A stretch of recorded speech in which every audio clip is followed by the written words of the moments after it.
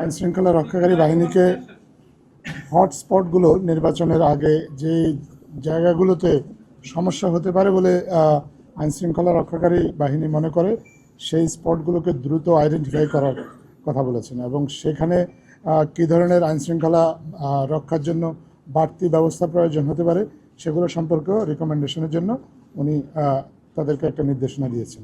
বিভিন্ন জেলা পর্যায়ে আইন শৃঙ্খলা রক্ষাকারী বাহিনী কোঅর্ডিনেশনের মাধ্যমে একটা সিচুয়েশন রিপোর্ট যেন কেন্দ্রীয়ভাবে পাঠানো হয়, যাতে করে সরকারের ঊর্ধ্বতন দায়িত্বশীল যারা আছেন ওনারা যাতে বুঝতে পারেন যে একটা গ্রাউন্ড লেভেলের সিচুয়েশনটা কী এবং সেই অনুযায়ী যাতে পদক্ষেপ নিতে পারেন।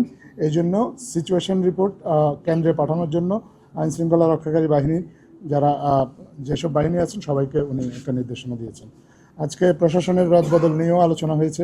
নির্বাচনের আগে আপনি জানেন যে প্রশাসনের একটা রদবদল আসন্ন, এই রদবদলটা কী প্রক্রিয়ায় হবে সেটা নিয়ে আলোচনা হয়েছে এবং সে বিষয়ে কিছু সিদ্ধান্ত হয়েছে।